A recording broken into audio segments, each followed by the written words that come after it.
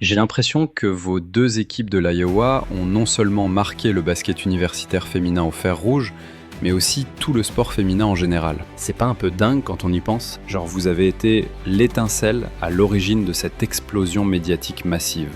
La carrière de Kate Martin était littéralement au point mort à Las Vegas. L'ancienne star de l'Iowa, celle qui a aidé Caitlin Clark à atteindre 2 Final Four, moisissait sur le banc des Aces en voyant son rêve de WNBA s'évaporer match après match. Mais soudain, un truc de fou est arrivé.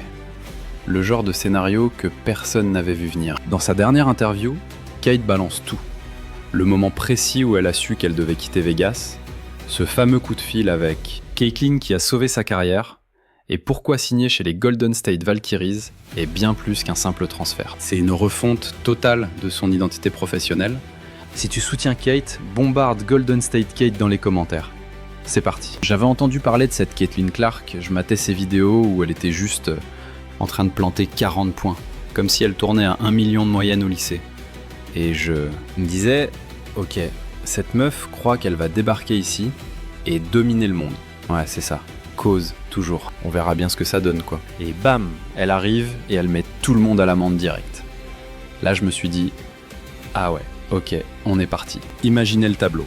Le basket à l'Iowa, personne ne calculait ça avant que Caitlin Clark et Kate Martin ne transforment la Carver Hawkeye Arena en salle la plus bouillante du circuit universitaire. Vous avez vu ces matchs.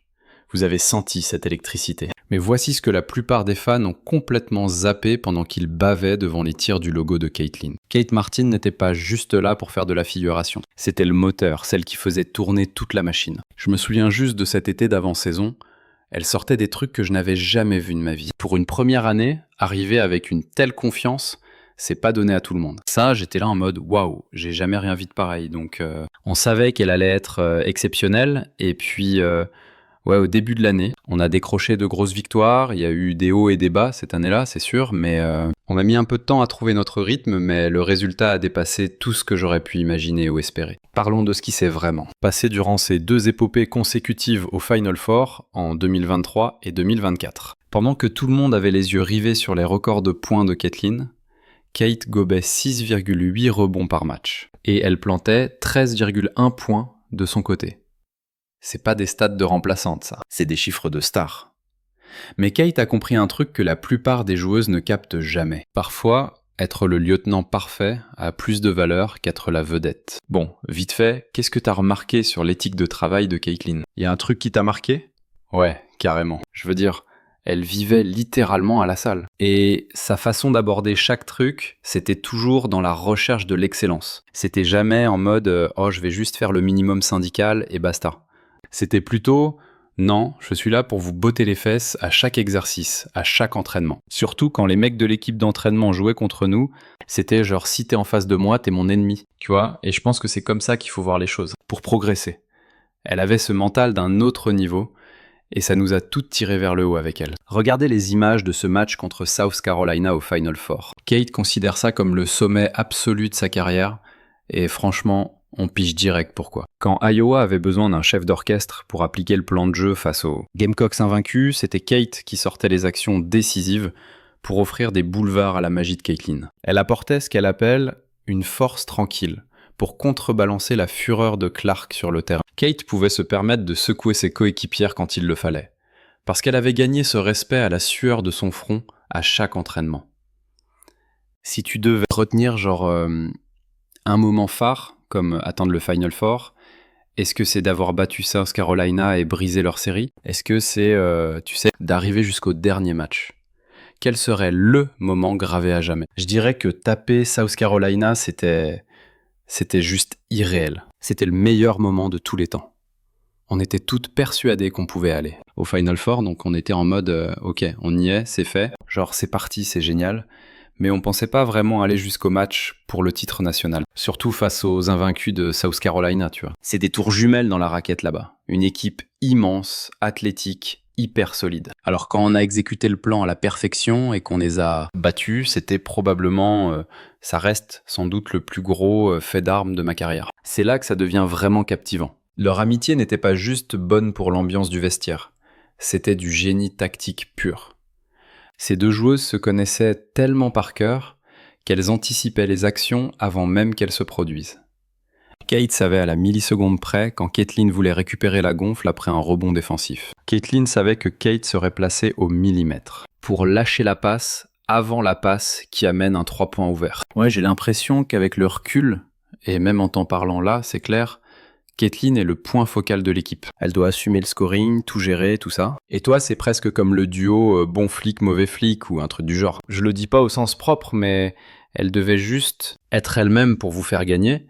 Et toi, tu devais arriver derrière pour apaiser les choses, c'est ça ? Du coup, je suis super curieux alors que les équipes prennent forme en 2023 puis 2024.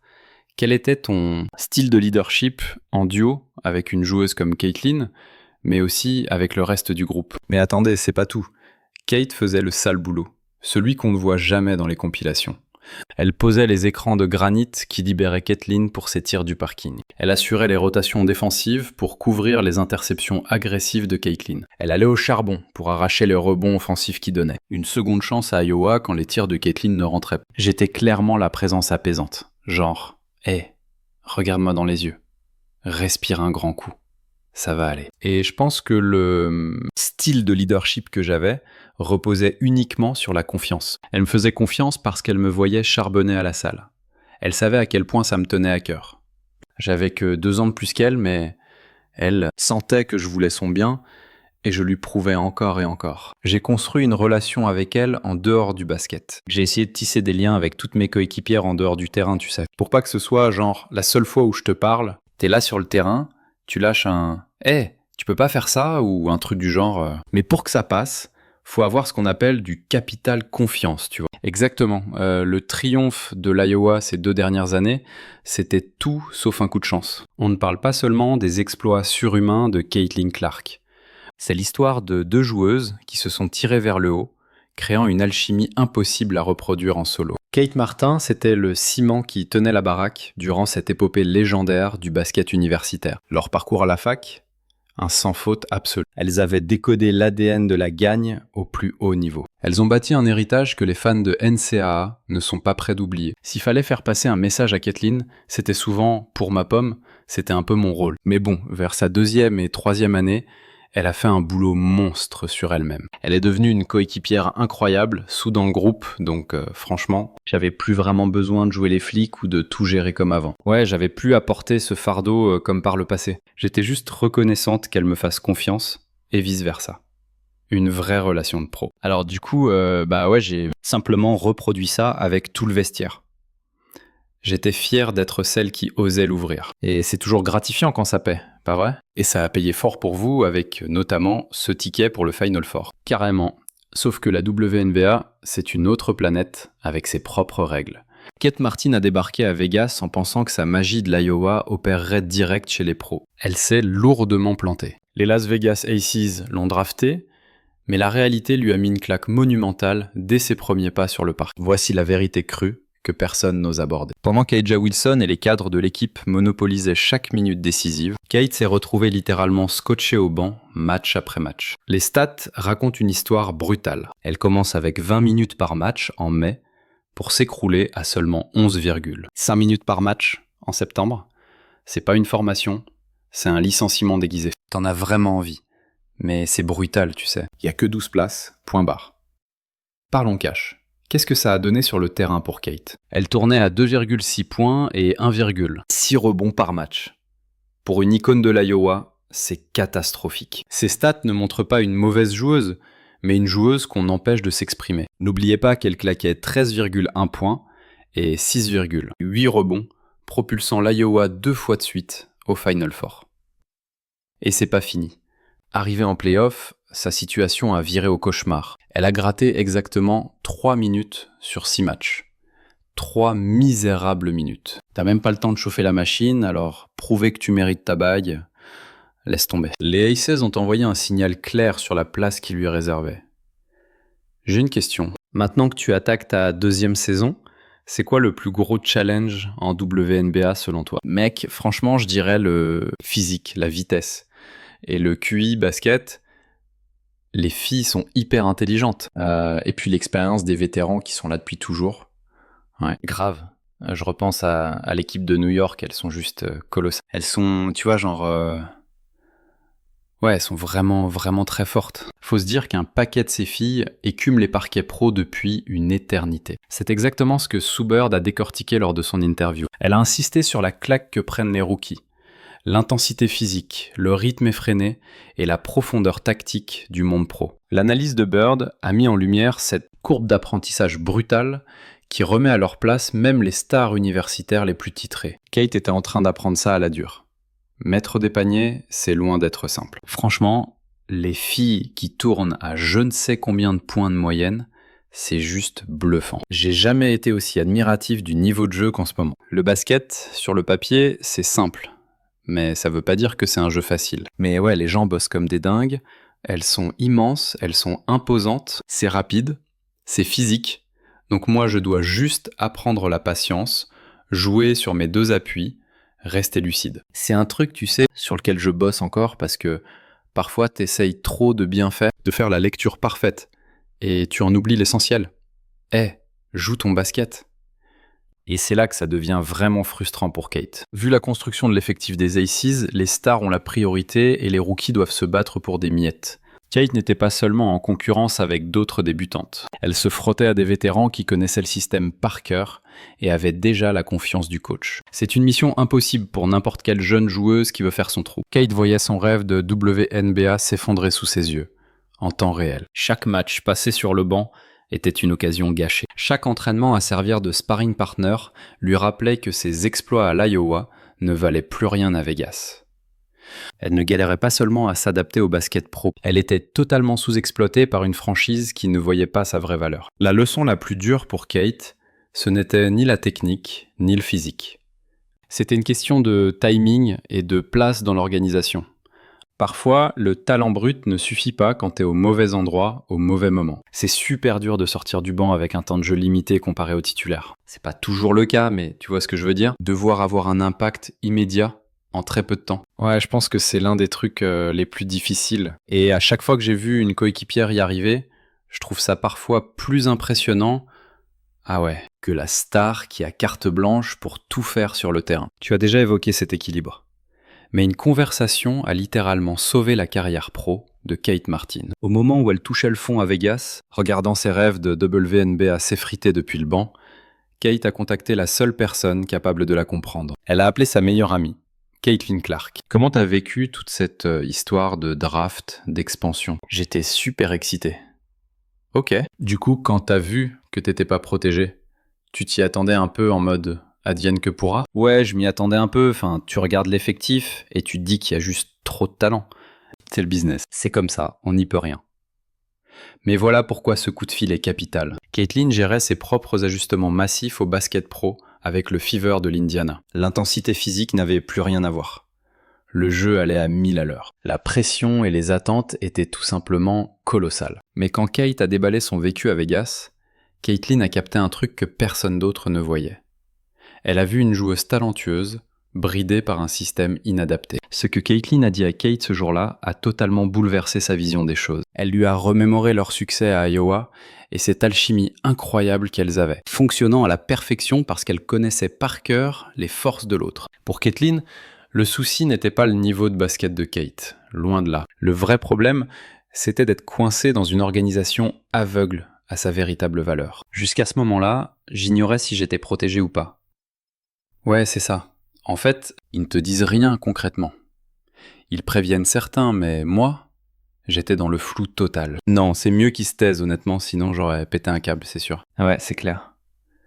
Donc voilà. Quand j'ai su que j'allais être repêché, j'étais juste super emballé d'avoir une nouvelle opportunité. Faut se dire que certains n'ont jamais la chance de faire un camp d'entraînement ou d'intégrer une équipe. Donc le simple fait de savoir que j'avais droit à un autre essai, j'étais excitée et vraiment reconnaissante. Ouais, j'étais vraiment contente. Ce changement de perspective a provoqué un vrai déclic chez Kate. Quitter Vegas, ce n'était pas abandonner sa carrière en WNBA. C'était reprendre le contrôle de son destin. Sue Bird a d'ailleurs souligné ce point crucial. Les joueuses doivent trouver des franchises qui valorisent leur profil unique et croient en leur potentiel. C'est là que l'histoire devient vraiment passionnante. Quand les Golden State Valkyries ont sélectionné Kate lors de la draft d'expansion, Ils ne lui ont pas juste filé une place sur le banc, ils lui offraient sur un plateau ce que les Aces ne pouvaient pas, devenir une pierre angulaire d'un projet totalement inédit. Kate a tout de suite saisi l'impact sur sa trajectoire de carrière. Les Valkyries ont misé sur son leadership naturel et son QI basket. Ils voulaient une leader capable d'instaurer une culture de la gagne dès le premier jour. Kate l'a dit elle-même, « Je suis super impatiente. » Cette ligue, c'est une question d'opportunité. Et tu sais, il suffit d'une seule chance, non? C'est exactement ce que Golden State mettait sur la table. Parfois, une vraie amie, c'est celle qui te pousse à miser sur toi quand personne d'autre ne le fait. Caitlin Clark a donné à Kate la permission de fuir une impasse pour chasser un meilleur avenir. Ce coup de fil n'a pas seulement sauvé sa carrière, il lui a donné l'audace de réécrire toute son histoire professionnelle. Les Valkyries ne proposaient pas juste à Kate du temps de jeu et des ballons que Vegas lui refusait. Te voilà dans la baie. C'est une toute nouvelle franchise. Les abonnements pour la saison sont partis en un éclair. J'ai entendu dire que l'ambiance à domicile est dingue. Les propriétaires ont affiché la couleur. Ils visent le titre dans les 5 premières années, donc la barre est haute. Mais comme tu l'as dit, c'était une chance d'intégrer une équipe, et tu l'as fait. Alors, ça fait quoi cette effervescence autour d'une nouvelle franchise? Le transfert de Kate Martin au Golden State Valkyries est bien plus qu'un simple changement de maillot. C'est une réinitialisation complète avec un potentiel de championnat que les équipes établies ne peuvent simplement pas offrir. Les équipes d'expansion ont cette magie que les effectifs vétérans n'ont pas. La chance de bâtir un truc de zéro où chaque joueuse compte dès le départ. C'est juste génial. Ça doit être fou. Ouais, c'est incroyable. Franchement, les fans sont tellement bruyants. Ouais, carrément. L'ambiance au Chase Center, c'était juste de la pure folie. Et ils ont rien lâché. Ils sont restés à fond derrière nous tout le match. Genre, même quand on prenait l'eau contre Los Angeles au premier match, ils ont pas bougé et nous ont encouragés de la première à la dernière seconde. Pour une équipe, ça veut dire énormément de voir ses supporters rester soudés et donner de la voix pour toi. Ils étaient super investis. Franchement, c'était une sensation géniale.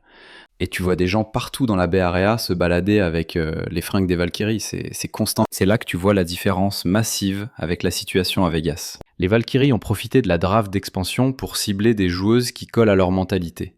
Et Kate Martin en est l'exemple parfait. La manager générale, Oema Nianin, considère Kate comme une pièce maîtresse pour forger l'identité du club. Fini le temps où elle devait se battre pour des miettes de temps de jeu comme chez les Aces. Là, elle pose les premières pierres d'une franchise tout entière. C'est juste incroyable de faire partie de cette histoire, de bâtir un truc totalement inédit. Et on sait très bien que ça va être une grosse année d'apprentissage, mais je suis trop reconnaissante de vivre ça avec toutes les filles du groupe. Parlons un peu de ce que ça implique concrètement pour le rôle de Kate sur le parquet. La coach Nathalie Nakase, qui a déjà bossé avec Kate aux Aces, débarque à Golden State avec une philosophie radicalement différente. Elle privilégie l'intensité et l'intention plutôt que la perfection technique. Elle instaure un climat où l'erreur n'est pas dramatique, tant que l'engagement est total, à 100%. C'est exactement le genre de coaching qu'il fallait à Kate après avoir été mise au placard à Vegas. Mais attendez, c'est pas tout. L'effectif des Valkyries a été pensé pour que les joueuses se tirent vers le haut,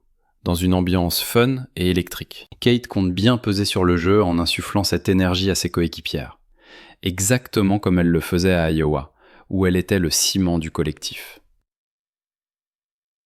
Elle est en train de retrouver ses sensations dans un environnement qui valorise enfin son apport réel au basket. Tout le monde est focalisé sur l'instant présent avec nous. Le passé reste au passé. Mais bon, c'est clair que quelque part, les gens peuvent se dire « mince, j'ai pas été protégé » et en tant qu'athlète, tu sais, c'est dur de pas penser qu'ils voulaient plus de toi. Tu ressens ça comme une sorte d'échec ou peut-être que le mot « rejet » serait plus juste. Cela dit, l'énergie de tout le groupe, cette excitation collective à progresser et à s'entraider, c'est juste phénoménal. Du coup, on attend de Kate qu'elle impacte le match sur ce qu'elle maîtrise. La communication, l'effort et la défense. Son objectif, c'est de rentrer dans le rythme en sécurisant les rebonds, en distribuant le jeu et en prenant les tirs ouverts. Cette approche lui permet d'être efficace dès la première seconde où elle foule le parquet. Un luxe qu'elle n'avait jamais eu à Vegas.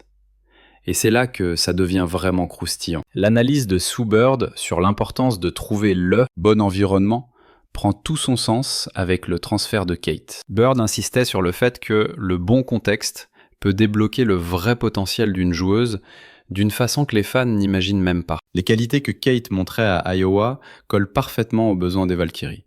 Du leadership, un gros QI basket et ce don pour rendre ses coéquipières meilleures. Les Valkyries ne lui donnent pas juste des minutes, elles lui offrent l'opportunité d'écrire l'histoire, en participant à la création de quelque chose de tout neuf. Kate l'a dit elle-même, cette ligue est une question d'opportunité. Il suffit d'une seule chance. Et Golden State est en train de lui servir cette chance sur un plateau royal. Le parcours de Kate est l'exemple typique de l'athlète qui transforme un début de carrière difficile en une véritable success story. Parfois, le meilleur move pour sauver sa carrière, c'est d'avoir le courage de tourner la page et de tout miser sur soi-même, ailleurs. J'adore ça, vraiment. Franchement, c'est que du bonheur. Mais ouais, elles ont amené une énergie de dingue, une vraie étincelle. Elles ont un QI basket hyper élevé, elles veulent du rythme, et ouais, ça récupère la balle et ça fonce direct. Et donc, c'est exactement notre philosophie de jeu aussi. Tu vois, on veut jouer vite, et comme vous pouvez le voir avec les stats, on veut aussi artiller un max à 3 points. Et donc, leur expérience...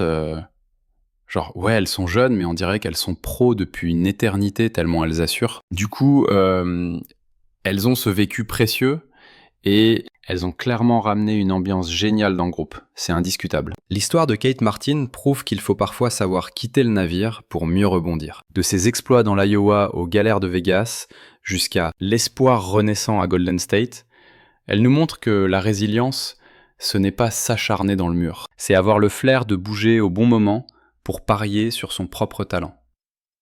La WNBA regorge de joueuses qui ont explosé après un transfert, trouvant enfin chaussures à leurs pieds.